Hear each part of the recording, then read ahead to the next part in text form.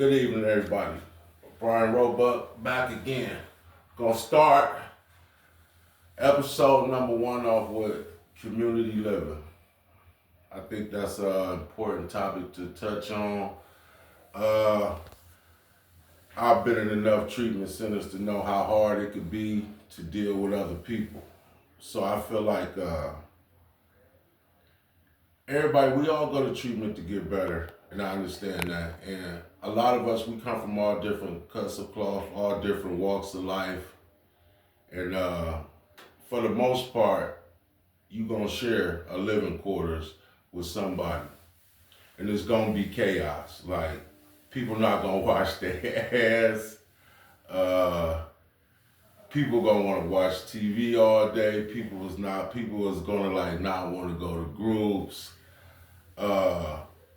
People is going to try to talk to the BHTs, the female techs. It's just going to be a whole lot of turmoil. But the name of the game is to remember why you came to treatment.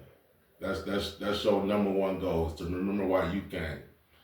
So let's just start with the showers, for instance. Because I've been in treatment, shared rooms with guys, and they just stink. And I just get mad. I want to pound their head in. It's just something never ending. But I had came to believe, like, some people was literally living on the streets. Like, through the grace of God, that's not my story, but unfortunately some people had to live on the streets, and they don't know nothing about taking showers. So it's like, instead of getting mad at them, I think you should just like try to talk to them first about it and explain to them that you know where they coming from, and hopefully that might work and it might not. If it don't work out, you might have to go tell staff on their ass. Like, shit, dude ain't washing his ass. Like, I had a roommate one time where dude didn't shower and his clothes was mildewed. It just destroyed the whole room. And needless to say, I was glad when he left. But I didn't want to deal with that. But I didn't really have too many resentments once I thought about what was going on with him. I don't know. So I just really didn't have no resentments towards him. And I think, like, just try to talk to somebody. You never know what can happen. You try to talk to somebody. That's me personally, what I would try to do. And I understand that it gets really frustrating. Next thing, like TVs.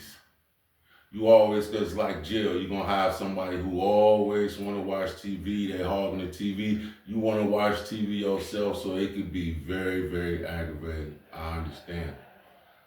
But what I come to believe, I have to keep in mind that this guy probably never had a TV in his life, probably ain't watched TV in 5 years, got the remote, don't want to let it go. So I got to think, like, I can't get mad at this guy. I don't know what this guy's circumstances has been. So if I want to watch TV, yeah, I do understand, like, bro, you need to share that remote. Or, hey, sis, you need to share that remote. But it's nothing for me to get mad at and have resentments with this person for that. Because, like I said, I don't know what they went through. And guess what? Resentments ain't going to do nothing but take me back out. And then I most definitely got to remember the reason why I'm here. Do I want to watch TV? Yeah, I do. But did I come here for TV? No, I didn't. So that's what it is on that. And something else aggravates me in treatment like no tomorrow is kiss asses and guys that's always in the girls' faces. Now, here's my issue with that. For one, kissing ass ain't gonna get you nowhere. Like, so I don't understand, like, we kind of treatment, we'll never probably see these people ever again in life. But some people feel compelled to tell everything that goes on. You're not gonna get a check for it. Your peers gonna look at you crazy for it.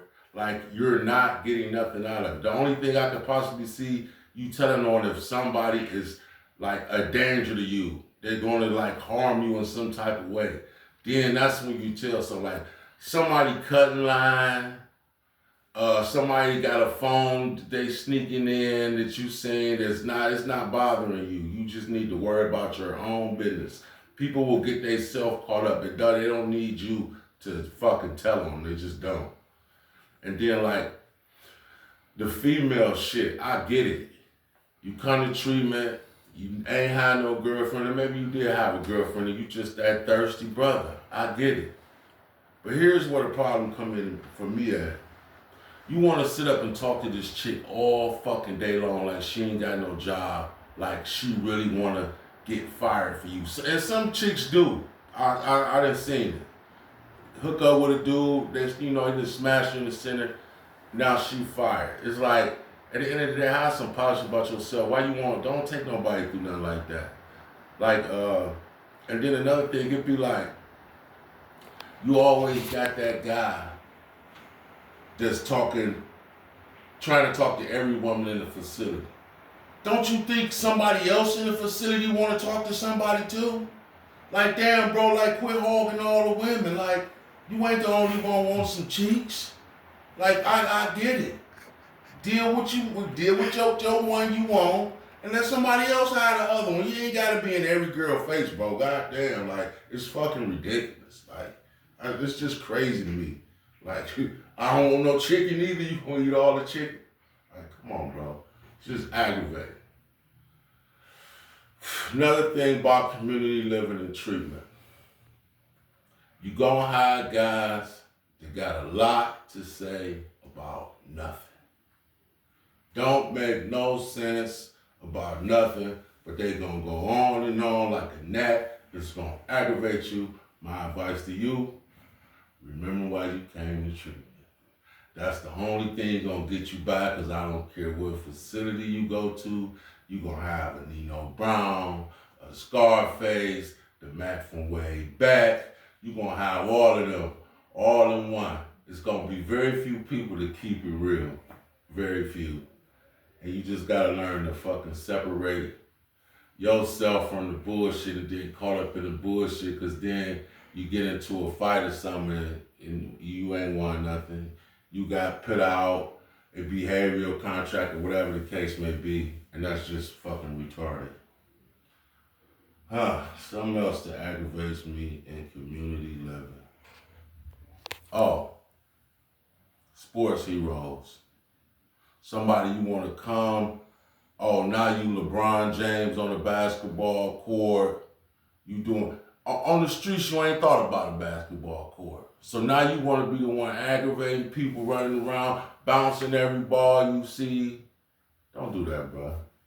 You don't do that. Get your recovery. It's cool for a little recreation, but you just not LeBron. Like, let's just start there.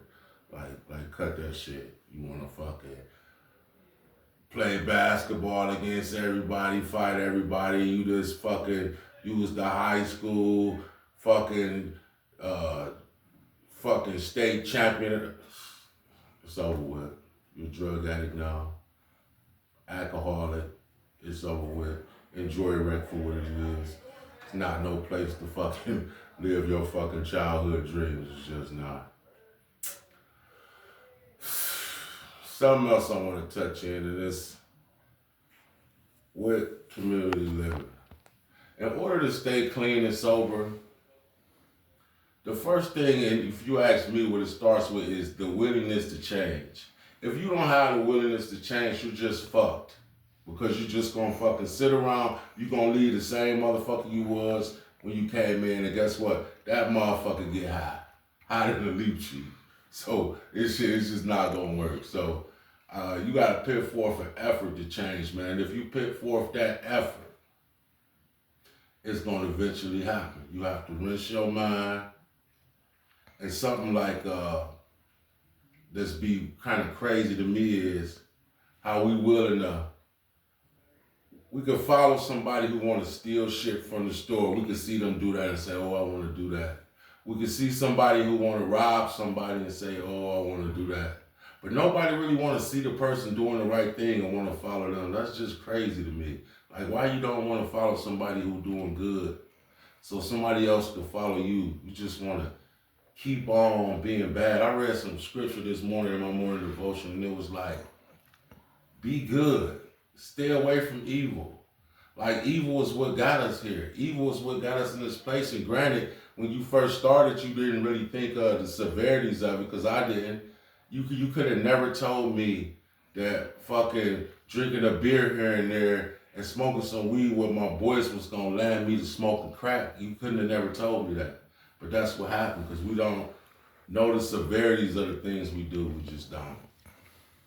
And so yeah, that's something to think about. So you just go with have the will to change, the willingness to change, and start your foundation with that.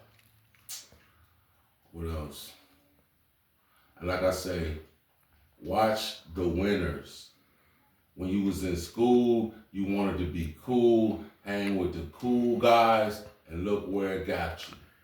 Now you really need to hang with them squares. That person that's in group that got everything to say on some shit, that's who you need to be with. That guy that's reading his big book, that's the motherfucker you need to be with. You do not need to be with the motherfucker who playing cards all day, dominoes. You don't need to be with him. You need to be with somebody that's working on some recovery. Let's start there. Because other than that, you fucking wasting some fucking good high time. That's what they used to tell me. You wasted some fucking good high time. Because you fucking came to treatment and bullshit and jacked off all your motherfucking time because you wanted to fucking play games. And this is a fucking serious event right here. That seat you sitting there, you paid a cost to sit in that seat. That seat was not free, bro. It wasn't. Motherfuckers done lost their families, friends, jobs, and I don't know what else for that seat. And we're gonna cover a lot of shit in these series I'm gonna do. Right now I'm just freestyling, but I got the playbook. Trust and believe that. I got the playbook. And I'm gonna break it out. But I just want to get my intro done and give me a video to start up. And this up and coming dudes, I fuck with a few dudes that's doing their thing. I can see them getting their stuff together. I'm gonna drop videos of them on the channel. It's gonna go down. We're gonna get some good harsh reality recovery. And if you don't know what harsh reality is, a harsh reality is you going to smoke that crack, not going to work, losing your job, that harsh reality. You fucking doing them drinking, and then that goddamn your old lady sick of it. You come home, she gone, that type of harsh reality. That's the shit I'm gonna be on. And then I'm gonna bring my, I got this brother named Sheed, man, and I tell you, from his part of town, they call it kicking your back, and he will kick your back in. And I look forward to seeing this brother flourish and do his thing on the stage of recovery. I think he's gonna be real good, because he's something like me. He don't care about your feelings. And that's just where this shit gonna go. So I'd like to thank y'all for tuning in. Peace!